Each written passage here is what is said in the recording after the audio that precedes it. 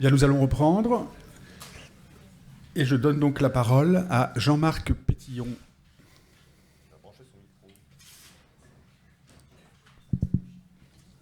Bonjour à tous. Alors moi je préfère être debout quand je parle, donc du coup j'ai piqué un des micros baladeurs.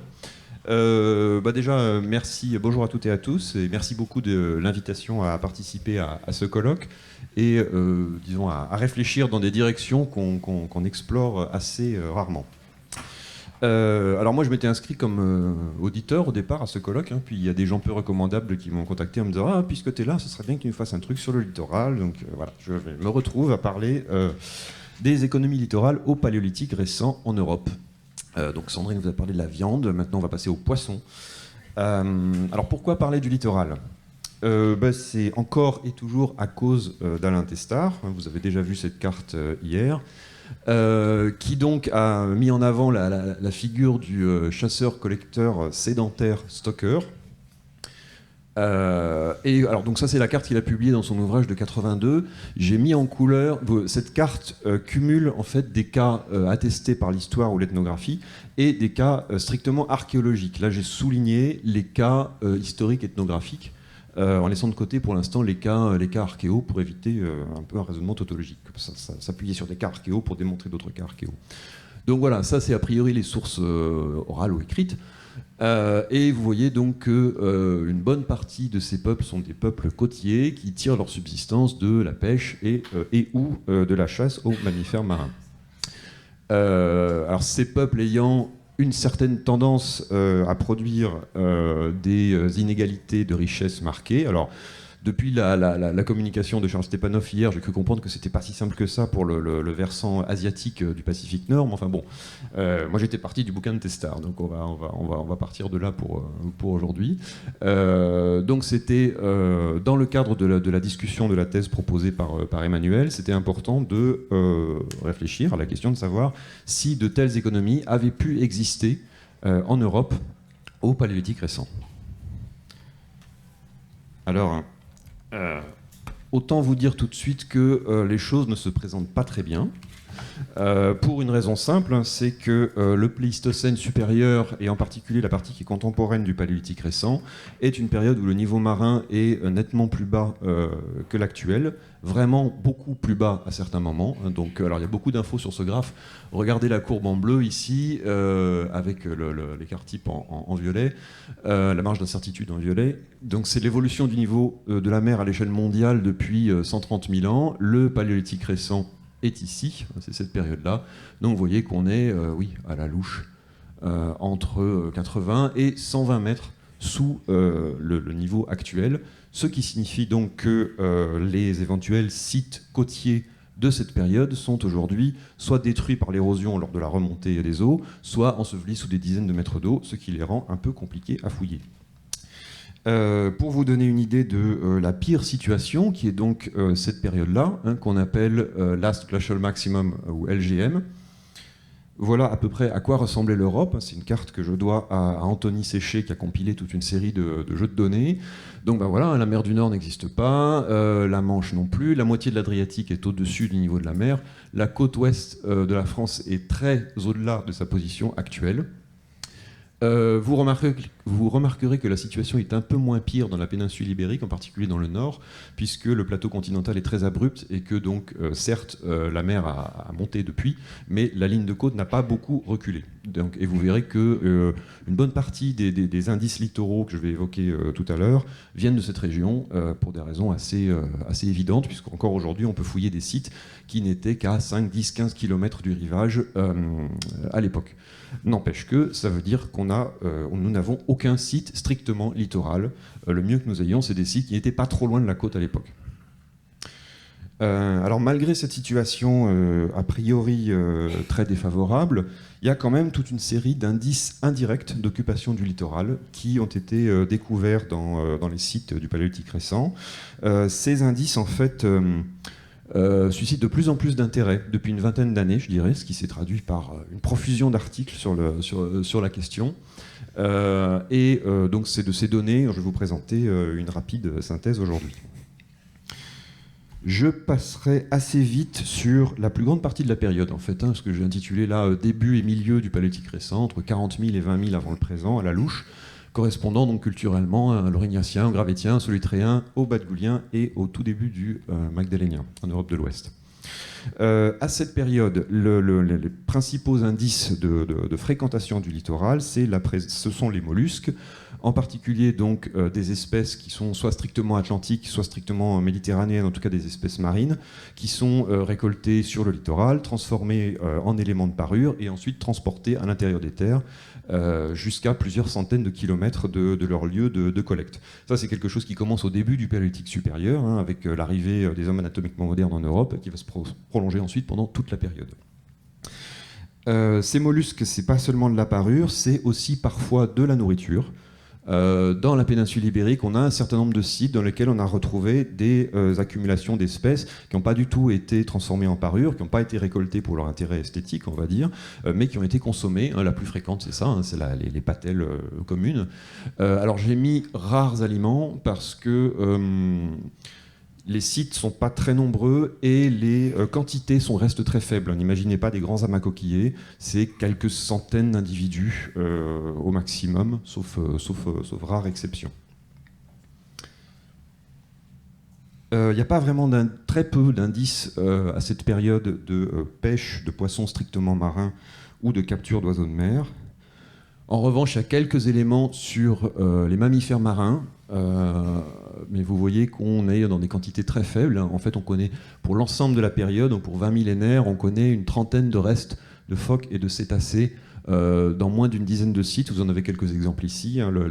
La dent de cachalot trouvée dans l'Aurignacien d'El Castillo, une dent de dauphin percée dans le Solutréen de la Garma, et une mandibule de phoque de Castanet, que vous pouvez voir ici même en exposition temporaire, si je ne m'abuse. Et donc un cas de figuration dans la grotte Cosquer, vous savez, cette fameuse grotte dont l'entrée se trouve aujourd'hui sous le niveau de la mer. Il y a un certain nombre de figurations d'animaux marins, dont celles-ci qui sont interprétées comme des phoques. Voilà, on en est vite rendu aux conclusions pour toute cette partie ancienne du Paléolithique récent. Donc que peut-on dire? Que le littoral est régulièrement fréquenté, qu'il l'a sans doute d'ailleurs été de tout temps. Je n'ai pas parlé du Paléolithique moyen ni du Paléolithique ancien, mais on aurait pu trouver des indices un peu du même ordre, à part la parure bien sûr, parce qu'ils n'en faisaient pas à l'époque. Mais voilà, la fréquentation récurrente du littoral, c'est sans doute quelque chose qui est aussi ancien que l'humanité. Et donc la principale ressource exploitée, ce sont les mollusques pour la parure et plus rarement pour la nourriture. Alors les choses changent quand on arrive à la phase suivante du Paléolithique récent, qui correspond au Magdalénien moyen et supérieur, donc entre 19 000 et 14 000 avant le présent. Là, les indices sont plus nombreux, plus abondants et plus diversifiés. On retrouve la parure sur coquillage marin, ça c'est une constante du Paléolithique récent. On retrouve dans un certain nombre de sites ibériques des accumulations de coquillages consommés, enfin comestibles, mais avec là des sites un peu plus abondants et des quantités plus élevées. Schématiquement, si avant on trouvait quelques centaines d'individus, là on est plutôt dans les milliers. Voilà, donc on augmente d'un facteur 10 l'importance des petits amas coquillés de cette époque. Chose assez nouvelle aussi, dans les mêmes secteurs, souvent dans les mêmes sites, on va retrouver des indices de capture d'animaux marins, donc soit des poissons strictement marins, soit des oiseaux de mer. Donc vous avez ici deux des espèces les plus fréquemment rencontrées.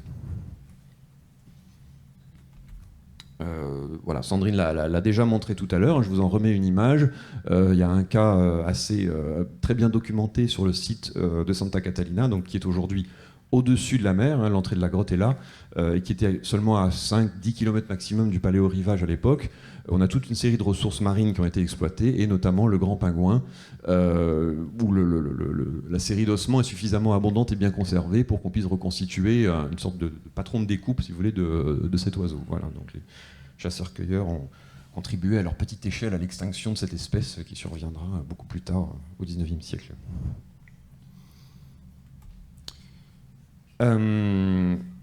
Si on passe maintenant aux mammifères marins, alors là j'ai séparé entre phoques et cétacés puisqu'on a plus de données à discuter.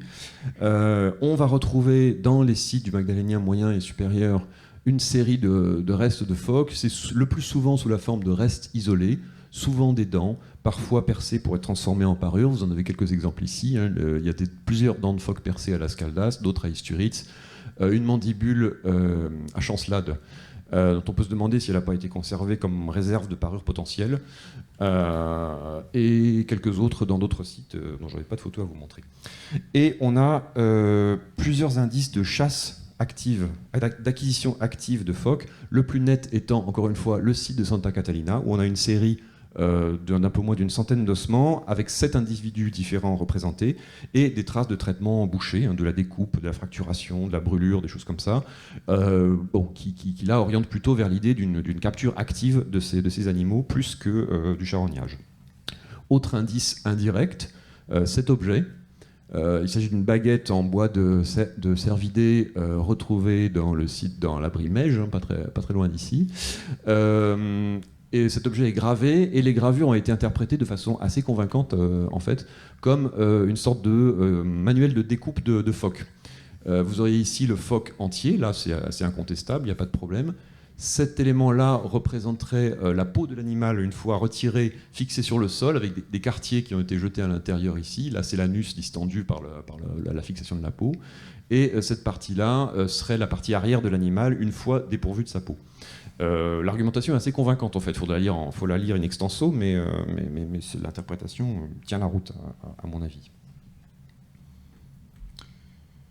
Si on passe maintenant aux cétacés, on va retrouver là aussi, comme pour le phoque, dans un certain nombre de sites, des restes isolés, souvent des dents. Donc voilà, des dents de globicéphale ici à Las Caldas, une dent de cachalot percée à Las Caldas également, et cet objet très connu, la dent de cachalot sculptée du mas d'asile, donc sculptée sous la forme de 2 bouquetins opposés. À côté de ces quelques restes isolés, il y a aussi dans 3 sites des indices de consommation de viande, de graisse de cétacés. Le premier, c'est à nouveau Santa Catalina, dans le niveau du Magdalénien récent, près d'une centaine de fragments d'os de grandes espèces, des fragments de vertèbres ou de côtes, a priori, qui ont été retrouvés. Plus à l'ouest, à Las Caldas, nous avons cet élément qui est un fragment de balane. Les balanes sont des crustacés, enfin des coquillages, qui vivent incrustés, plutôt dire dans la peau que sur la peau, de certaines espèces de baleines.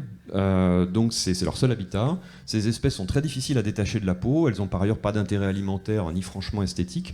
Donc le plus probable, c'est que ce morceau a été rapporté sur le site en même temps qu'un fragment de peau de baleine. Donc avec la peau, on imagine naturellement de la graisse, de la viande, etc. etc. On a la même situation, mais avec plus d'arguments, sur le site de Nerja, ici, où cette fois c'est 167 fragments de balanes qui ont été retrouvés dans le niveau magdalénien, avec une combinaison d'espèces. Les espèces de balanes sont spécifiques de certaines espèces de baleines aussi. Et là, la combinaison d'espèces nous oriente vers une baleine franche. Donc on a au moins un quartier de baleine franche qui a été rapporté sur le site. Et c'est accompagné d'une petite série d'une quinzaine d'os de dauphins communs, avec des traces de découpe, de fracturation et de brûlure, dans un cas où là il est difficile de trancher entre acquisition active et charognage, puisque la série est quand même assez petite. Et puis dernière catégorie de vestiges en cétacés, une série d'environ 120 objets façonnés en os de grands cétacés, qui ont été identifiés dans une douzaine de sites du sud-ouest de la France. Donc tous concentrés sur le versant nord des Pyrénées, sauf un qui vient de l'abri de la Madeleine et que vous pouvez également voir en exposition temporaire ici même. Donc voilà, il s'agit essentiellement d'armatures de projectiles. Presque tous ces objets relèvent de la sphère de l'armement. C'est des pointes, des préampes, en tout cas des éléments de tête de projectiles. Donc on en connaît à l'heure actuelle environ 120 répartis dans les Pyrénées occidentales et centrales.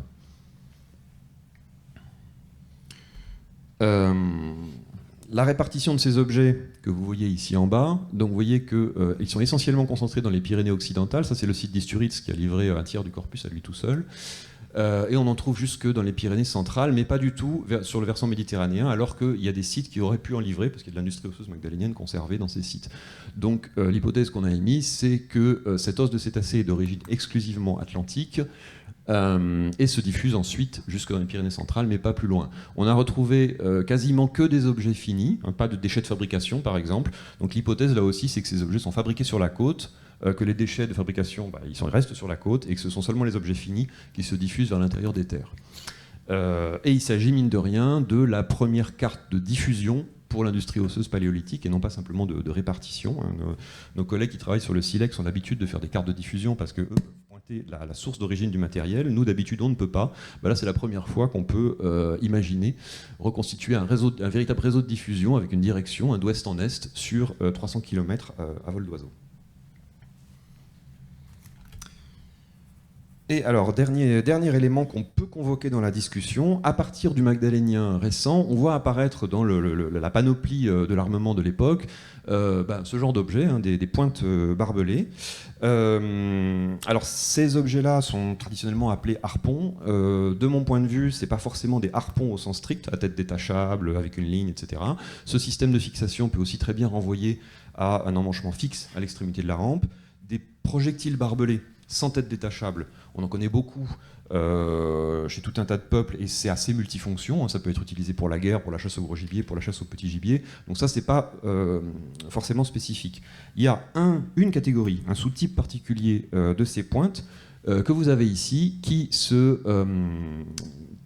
caractérise par la présence d'une base perforée ici, une perforation sur le côté, ce qui là rend plus plausible l'hypothèse d'une fonction comme tête de harpon. Il y a eu des études assez précises sur ces objets par Christian Weniger il y a une vingtaine d'années, qui montrent que la dimension, par rapport à son corps, à des objets ethnologiques qu'il avait étudiés en comparaison, la dimension de la perforation renvoie plus à la fixation d'une ligne de harpon qu'à la fixation d'un lien qui empêcherait la tête de se détacher. Donc voilà, il n'y a que pour ces objets où l'hypothèse tête de harpon me semble relativement solide. Et ce qui est intéressant, c'est que le petit nom de ces pièces dans la typologie, c'est harpon cantabrique, parce que leur distribution est strictement limitée ici, au site de la côte nord de l'Espagne. Donc, si on continue à tirer la ficelle, même si c'est de la spéculation, on aurait peut-être là donc les premières têtes de harpon avec une localisation qui nous oriente quand même vers un objet utilisé dans l'exploitation du littoral et dans la capture d'espèces aquatiques, peut-être. Donc, si on résume tout ça, au magdalénien moyen et supérieur, au moins au bord du golfe de Gascogne, et pour la première fois en Europe, on a des indices d'une exploitation régulière de toutes les ressources littorales.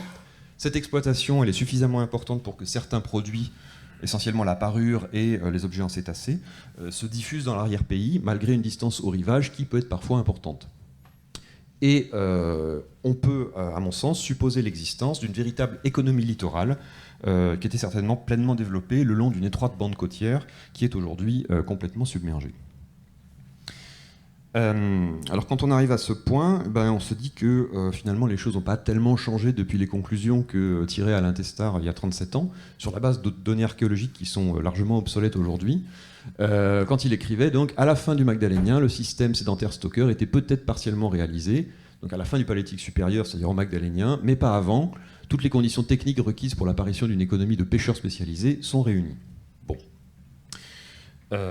Alors on peut quand même pas en rester là. On va déjà essayer de soumettre cette hypothèse à un certain nombre de critiques. La première, évidente pour un point d'archéologue, étant de dire mais vous vous appuyez sur des données, mais est-ce que ces données ne sont pas biaisées dans un sens qui fausse le résultat? La première critique, ce serait de dire mais finalement, bon, vous nous dites à partir du magdalénien, on a le développement de ces économies littorales, mais est-ce que ce que vous enregistrez, c'est vraiment le développement de l'économie littorale, ou bien tout simplement le rapprochement du paléo-rivage? À partir du moment où le niveau de la mer commence à remonter, très logiquement, les indices qui se rapportent à l'exploitation du littoral vont se trouver en plus grande quantité dans les sites de l'intérieur des terres. La critique doit être prise au sérieux, puisque donc, la période dont je vous parlais, le magdalénien moyen et supérieur, c'est ici, donc c'est après le dernier maximum glaciaire, c'est une période de remontée très rapide du niveau marin, à peu près 1 cm par an, c'est 3 fois plus que la hausse actuelle du niveau marin, donc c'est vraiment quelque chose de rapide. Donc on pourrait dire, oui, c'est pas très étonnant de voir apparaître cette vague de produits littoraux à une époque où le littoral se rapproche de sa position actuelle. Et puis peut-être que ça existait avant, mais simplement qu'on ne le voyait pas. Alors il y a quand même un contre-argument, c'est que effectivement le niveau de la mer remonte très vite par rapport à ce qu'il était au LGM ici, mais le paléolithique récent ne commence pas au LGM. Et si on regarde toute la partie initiale du paléolithique récent ici, donc c'est contemporain en gros de l'Aurignacien et du Gravétien, on voit des niveaux marins qui sont tout à fait équivalents à ceux du Magdalénien, voire un peu plus élevés dans certains cas.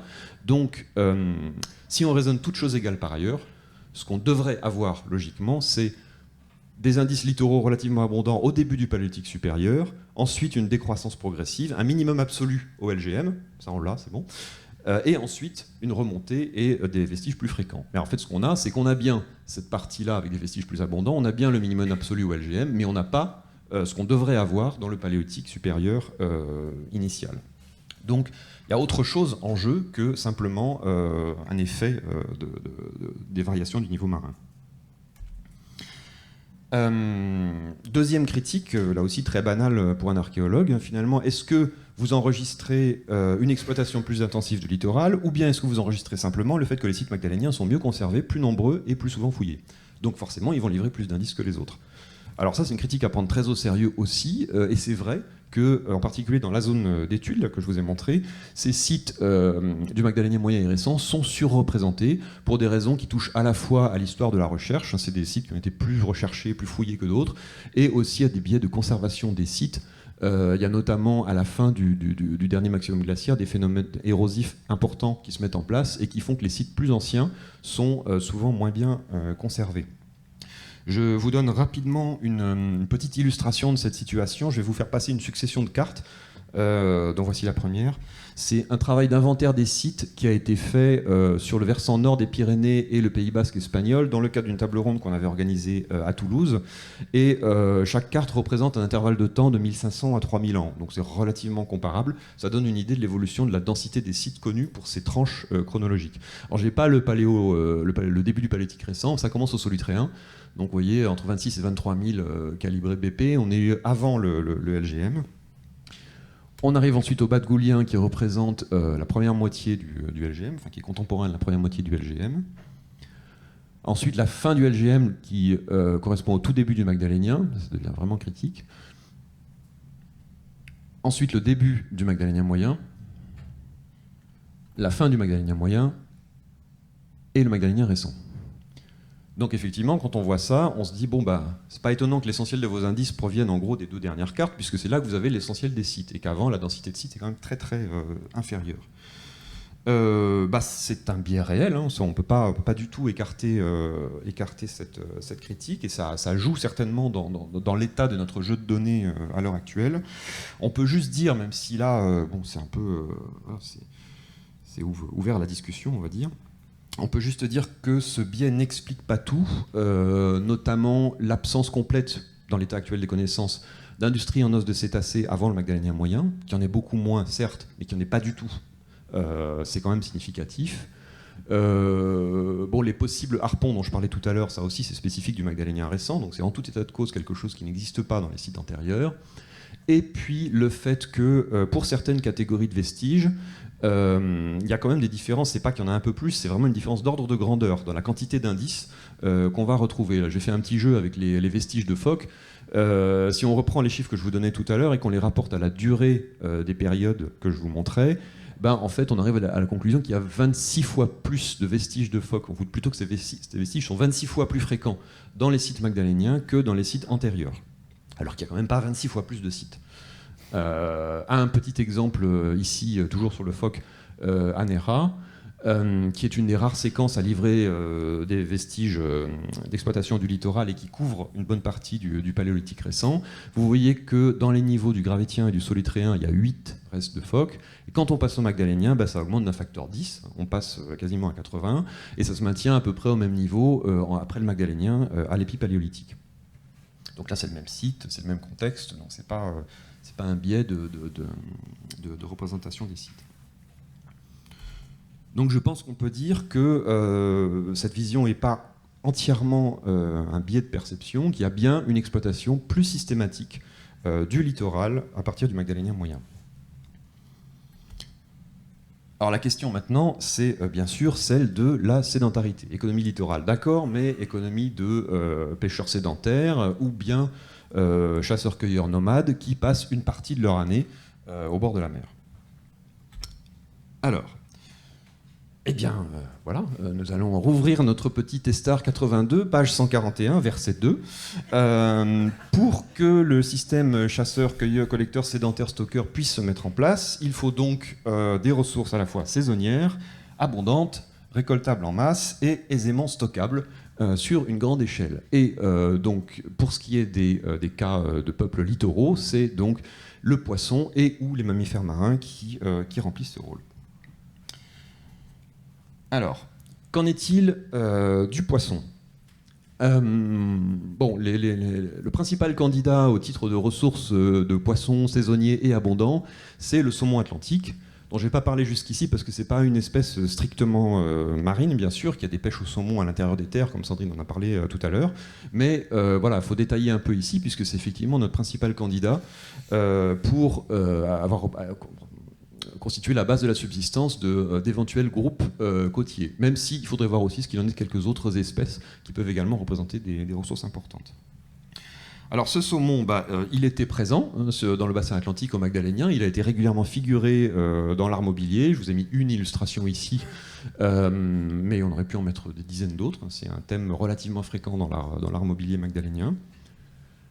Il est exploité en rivière, ce qui veut dire donc que les techniques d'acquisition de l'espèce sont connues, il n'y a pas de verrou technique là-dessus. Je vous ai mis quelques exemples ici. Sandrine a parlé des églises tout à l'heure. Moi, je suis allé chercher des exemples de Pyrénées occidentales ici, du Reti et le Bourrouillat, où vous avez un peu plus d'une centaine de vertèbres de saumon, et El Rouyo, ici en Espagne, où il y en a plus de 1000 dans des niveaux contemporains ce qu'on appelle le Magdalénien ancien en Espagne, mais qui est en fait contemporain du Magdalénien moyen en France. Donc voilà, on est dans le même horizon chronologique de toute façon.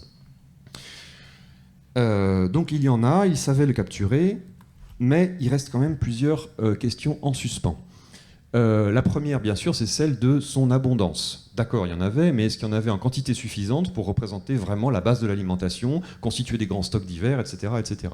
Alors, il y a des auteurs, James Pawkins et Marcy Krupa, qui ont publié un papier il y a une vingtaine d'années maintenant, où ils soulignent que à l'époque moderne, les captures de saumon sur la côte cantabrique ici pouvaient être extrêmement massives. Pour la fin du XVIIIe siècle, on a des estimations entre 600 000 et 900 000 saumons pêchés chaque année sur la côte cantabrique.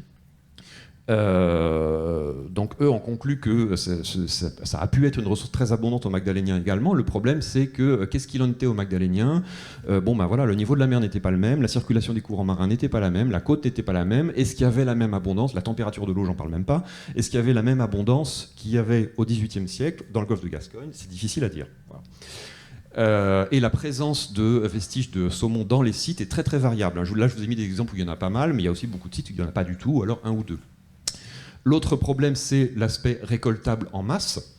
Là aussi, on est réduit un peu à la spéculation, mais pour la côte nord de l'Espagne, qui est vraiment le principal spot auquel on peut s'intéresser, Pawkins et Krupa disent que les rivières sur cette côte sont en général courtes, elles sont parallèles les unes aux autres, elles descendent des pics de l'Europe, elles drainent des bassins relativement limités, et donc ils disent la ressource de saumon devait être dispersée dans de multiples petites rivières plutôt que concentrée dans de grands bassins, dans les bassins de grandes rivières. Ce qui là aussi, pour une récolte en masse, n'est pas un argument très favorable.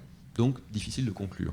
Et pour le stockage, je vais passer très vite, je vous renvoie à la communication de Sandrine. Là, on n'a aucun indice. Je disais tout à l'heure, on aurait presque pu croire qu'on avait trouvé une structure de fumage quelque part dans le sud-est de la France, mais ce n'est pas très convaincant. Pour les mammifères marins, alors je vais passer très vite parce que j'en ai déjà pas mal parlé. Ils étaient donc présents, vous avez vu, je vous ai montré les vestiges. On peut supposer qu'ils étaient relativement abondants, mais là aussi, on n'a pas vraiment de certitude. En tout cas, c'est diversifié, au moins sur le versant atlantique. Il y a au moins 4 espèces de phoques qui sont documentées dans les sites magdaléniens, dont la majorité ne fréquente pratiquement plus du tout les côtes européennes à l'heure actuelle. Donc, ok, il y en avait.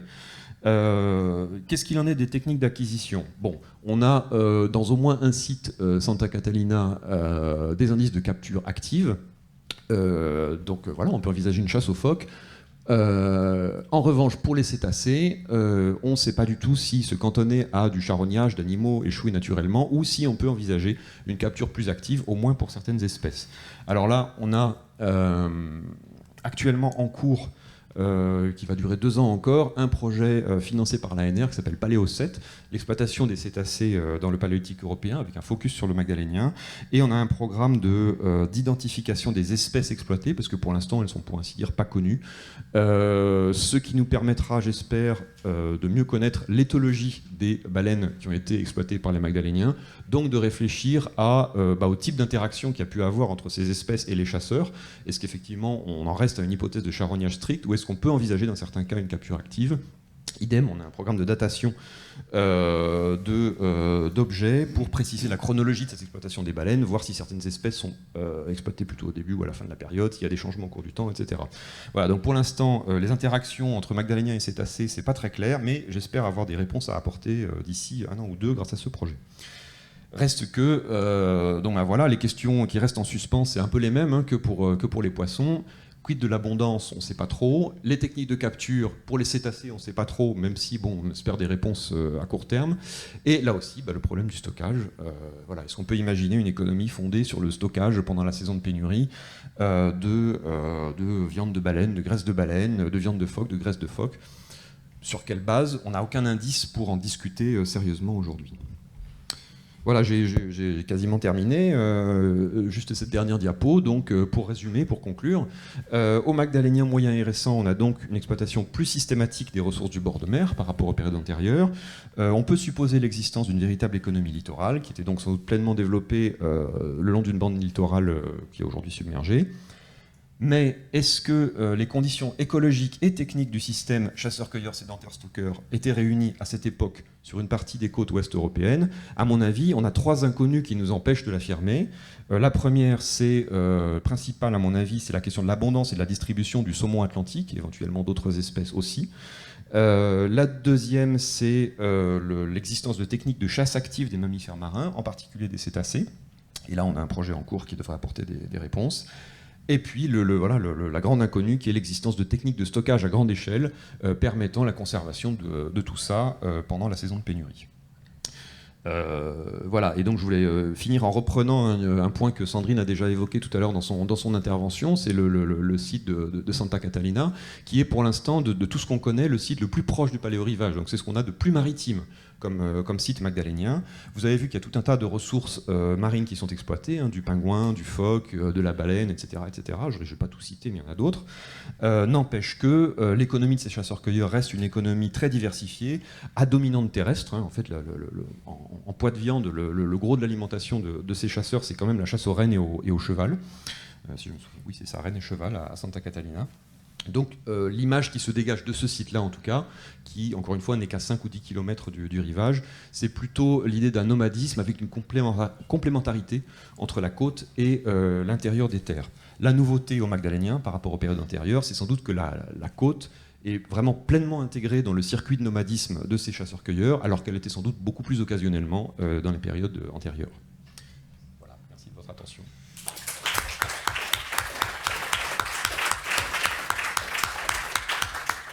Merci Jean-Marc pour cette présentation absolument magnifique. Je ne doute pas qu'elle suscite beaucoup de questions, donc c'est le moment. Damien.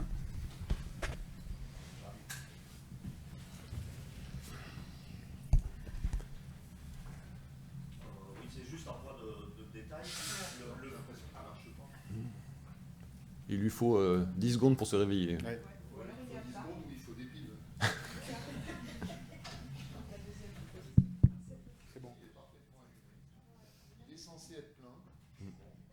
Oui, ça va. Donc c'est juste une question de détail, parce que moi je ne connais pas très bien tous ces animaux. Le phoque, il est uniquement marin ou il peut remonter les rivières? On peut le trouver à l'intérieur. J'étais un peu surpris par les mâchoires de phoque au milieu de la Dordogne. Il peut remonter les rivières, Ah, oui. ouais. Alors quand c'est des trouvailles très isolées, comme une mandibule par-ci, une mandibule par-là, Voilà, soit c'est des trucs récupérés sur le littoral et qui se sont déplacés. Comme, à mon avis, c'est plutôt vu comme des réserves de parure, ce serait pas très étonnant que ça circule aussi, tu vois. Maintenant, on peut imaginer très bien un animal qui vient se promener. Ça peut remonter assez loin. Oui, d'accord. Donc voilà, la mandibule du castanet, par exemple, elle ne vient pas forcément de la côte. Elle ne vient pas forcément de la côte. Non. Les quelques trouvailles isolées à l'intérieur des terres. On a des représentations d'ailleurs au nord, dans mon souvenir, de phoques. Oui, alors j'ai pas élargi la carte parce que sinon on verrait plus rien en Europe de l'Ouest, mais c'est à Andernach. Qui est en fait la plus grande concentration, donc on est dans le bassin rhénan, c'est la plus grande concentration de représentation de phoques dans tout le Magdalénien, c'est à au moins 1000 km du rivage le plus proche.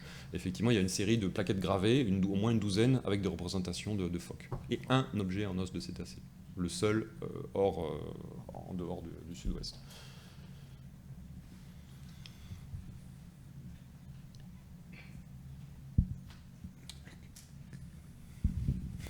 Oui, parce que plus personne n'a d'autres questions, mais je me suis demandé si, pour étayer toute ton hypothèse, tu avais pu exclure que l'art figuratif tel que tu le trouves dans cette poche cantabrique, dans ton économie pleinement littorale, se différenciait ou non significativement de ce que tu trouves à l'intérieur des terres, pour justement mettre en avant cette idée d'une économie de chasseurs, de pêcheurs, stockeurs, sédentaires. Ça ferait sens, quoi, je dirais. Il n'y a pas de différence. Ce qui a toujours été dit sur l'art, en particulier l'art mobilier, mais ça vaut pour l'art pariétal aussi, c'est une grande continuité, à cette époque en tout cas, une grande continuité thématique et stylistique entre le versant nord des Pyrénées et la côte nord de l'Espagne. Tu vois, il y a une espèce de bande est-ouest comme ça, où les spécialistes de ces questions disent depuis très longtemps que c'était la même communauté culturelle, etc. etc. C'est pas très étonnant dans le sens où l'économie pleinement littorale, si elle a existé, on l'a pas en fait. Tu vois, ce qu'on a, c'est quand même des chasseurs de l'intérieur des terres qui soit vont sur la côte, soit entretiennent des relations avec des gens qui étaient sur la côte.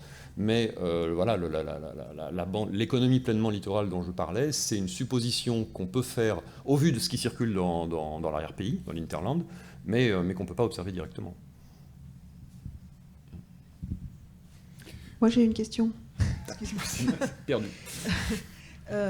Par rapport aux cétacés, il y a l'hypothèse de la chasse active, du charognage, mais jusque combien dans le temps on peut pousser ça? Je veux dire, est-ce que ça peut être des os fossiles? Est-ce que vous avez une idée de degré de conservation des ossements de cétacés? La durée pendant laquelle on peut utiliser un os... on peut récupérer sur la plage. Alors, en fait, ça dépend vachement de la topographie locale de la côte. Je me souviens d'une discussion là-dessus avec Marianne Christensen qui disait non, ça peut pas être très vieux parce que les ossements de cétacés abandonnés sur la côte, ils sont très vite arrachés par les tempêtes ou ce genre de choses. Ça dépend, voilà, il y a des côtes abritées où ça peut, à côté de ça, on a des îles du Pacifique Sud où il y a des stations baleinières qui ont fonctionné il y a plus d'un siècle maintenant et où la plage est encore jonchée d'os de baleine. Donc voilà, ça dépend des vents, ça dépend des tempêtes. On est dans une période... Autre indice intéressant qui m'avait été soufflé par Anna Rodriguez, qui est écologue à Montpellier, on est dans une période de remontée du niveau de la mer. Comme on le sait nous-mêmes très bien aujourd'hui, c'est des périodes qui sont plus tempétueuses que d'autres, parce que ça change le régime et tout ça. Donc voilà, c'est un peu tirer la ficelle très loin, mais est-ce qu'on peut supposer que les os de cétacés sur la côte à cette époque ne restaient pas très longtemps parce qu'on était dans une période où il y avait beaucoup de tempêtes et que donc ils étaient très vite arrachés? C'est difficile à dire. Après... Le problème de l'utilisation des vestiges osseux qui sont à l'extérieur depuis longtemps, comme tu le sais, c'est la météorisation, quoi. C'est les dégâts causés par les intempéries. Au bout d'un moment, ça craquelle, ça fissure et c'est plus utilisable. Je pense que ça devait être très local, très variable suivant la topographie de la côte. Moi, je suis quand même impressionné par ce que tu montres sur le Magdalénien moyen et supérieur, en termes d'intensité, de présence, etc. La phrase d'Alain Testard, dans laquelle lui-même évoque un système réalisé, est-ce que cette phrase, je l'ai lue déjà, mais je ne me souviens plus si elle date, puisque je rappelle qu'Alain Testard a eu, globalement, été négatif sur l'idée que des sociétés paléolithiques européennes puissent être type inégalitaire, mais que sa position a varié un peu au cours du temps. En 82, il a plutôt l'air, même s'il le place dans les cas limites, mais il a quand même plutôt l'air de penser qu'on avait affaire à une économie type Stocker. Et puis ensuite, plus récemment, dans Avant l'Histoire, il va complètement à l'encontre de ça. Et puis dans un article posthume, d'ailleurs, que tu as dirigé, il a l'air à nouveau de revenir en arrière. Et je voudrais savoir, par exemple, si les données que toi tu présentes ont pu influencer justement sa réflexion sur le sujet. Alors, les données sur lesquelles il s'appuie en 82, c'est des données archéo qu'on ne peut plus vraiment retenir maintenant. Voilà, c'est la présence des harpons, mais qui, pour une bonne part, à mon avis, ne sont pas des harpons. C'est la présence de pavages qui avaient été interprétés comme des structures de séchage de poissons, mais ça, c'est pas solide. Enfin, voilà, du coup, c'est vrai qu'après, il écarte ça assez rapidement. Et effectivement, il revient tout à fait à la fin à l'idée que peut-être, sur la côte, c'est cette phrase où il dit si c'est vrai, ça nous obligera à une révision déchirante de la chronologie. Voilà, c'est parce qu'en fait, en gros, je pense qu'il était toujours sur sa position selon laquelle c'était pas des chasseurs sédentaires stockers, avec ce petit bémol que peut-être éventuellement sur la côte, dans des zones qui sont complètement inaccessibles aujourd'hui, il y avait ça, ce qui du coup nous obligerait à réviser la chrono. Et c'est vrai que oui, voilà, on avait un petit peu parlé, cette accumulation d'indices-là lui a peut-être fait penser à ça, mais il n'a jamais conclu. Et d'ailleurs, même dans le bouquin de 82, à la fin, il en parle en disant peut-être que, mais il ne le met pas sur sa carte. Sa carte qui synthétise toutes ces hypothèses, il ne le figure pas. Et il termine le chapitre en disant tout ça reste de la spéculation. Point. Donc, il a toujours été. Je me permets de m'immiscer. Ouais. Dans la discussion qu'il a un peu dans Avant l'Histoire et beaucoup dans l'article en question, la question des éventuelles inégalités de richesse, du stockage, etc., se télescope en fait avec une deuxième question, la transition AB, qui est, il distingue deux types de chasseurs-cueilleurs égalitaires, enfin non marqués par la richesse, selon le type de prestation matrimoniale, etc. Or, un argument qui lui avait été opposé depuis toujours, c'est qu'il n'expliquait pas pourquoi le type australien, qui était censé être le plus ancien dans son esprit, qu'est-ce qui faisait qu'il s'était métamorphosé en type esquimau, voilà. Et je crois me rappeler que l'article où il discute du Magdalénien, etc., en réalité, il discute plus du changement de régime de prestation matrimoniale qui est censé avoir précédé l'arrivée du stockage, etc. Enfin, tout ça est, voilà, c'est une discussion à tiroir. À tiroir, voilà. C'est ça.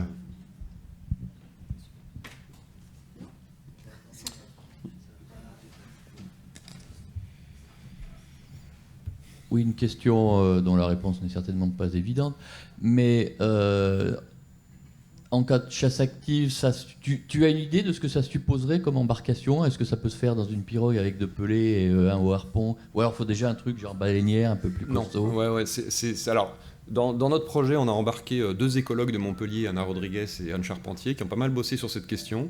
Et comme d'habitude, quand tu commences à fouiller un peu les sources, tu te rends compte que c'est vachement diversifié, qu'en fait, entre le charognage strictement passif et la capture, la chasse à la baleine à la basque, tu vois, au harpon et tout, il y a toute une gamme. Il y a une sorte d'échouage actif où parfois on aide les baleines à s'échouer. Elles se rapprochent un peu trop de la côte et on fait en sorte qu'elles ne repartent pas. Ou alors elles sont échouées mais elles pourraient repartir à la prochaine marée, mais on les attache sur la plage pour qu'elles ne repartent pas. Enfin, tu vois, des trucs comme ça qui sont vraiment toute une gamme. Dans les chasses strictement actives, moi c'est l'argument que j'avais opposé à Anna en disant avant le Mésolithique ou le Paléo final, on n'a pas d'indice, que ce soit direct ou indirect, d'embarcation. Donc avec quoi s'approchait-il des cétacés, quoi. Et elle nous répond qu'il y a des cas, mais alors c'est quelque chose dont on n'a pas encore assez discuté, où ils approchent les cétacés sur des trucs qui flottent, mais qui sont pas des embarcations capables de faire un long voyage, quoi. Parfois c'est des pots de phoques remplis d'air, en fait, des espèces de bouées, en gros, ou alors des sortes de radeaux, mais avec lesquels tu pourrais jamais aller jusqu'à une île, mais tu peux t'avancer un peu. La question, en fait, c'est de savoir si les espèces exploitées sont des espèces côtières ou pas. Voilà. Si c'est du rorqual ou du cachalot qui sont des espèces de haute mer, là c'est évident qu'ils n'avaient pas les moyens techniques de les capturer. Maintenant, si c'est de la baleine grise ou certaines espèces de baleines franches, qui sont des espèces qui nagent moins vite et qui passent une bonne partie de l'année près de la côte, il est possible que. Mais pour moi, il y a un argument en défaveur de ça, c'est l'absence d'indices d'embarcation, directe ou indirecte, avant la fin du Paléo. Bon voilà, nos collègues nous répondent, c'est pas suffisant pour conclure négativement. Voilà, il y a des techniques de chasse assez étonnantes parfois où il s'agit de... c'est pas du harponnage, c'est pas de la lance, c'est pas de l'empoisonnement comme les aléoutes. On interfère avec les vents de l'animal. C'est-à-dire que tu t'approches du cétacé, voire tu montes dessus, et tu enfonces un pieu dans les vents. Voilà.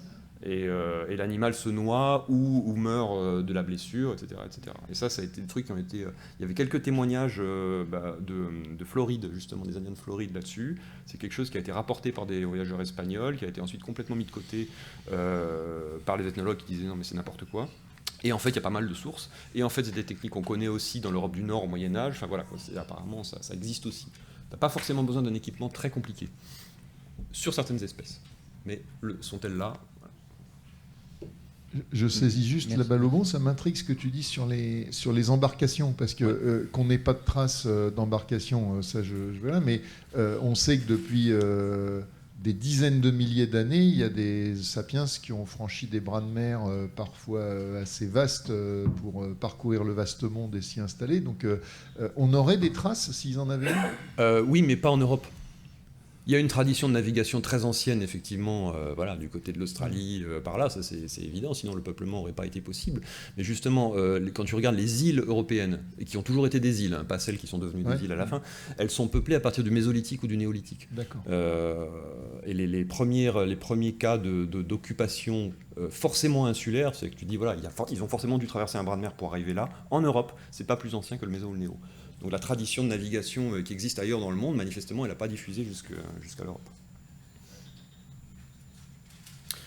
Merci Jean-Marc.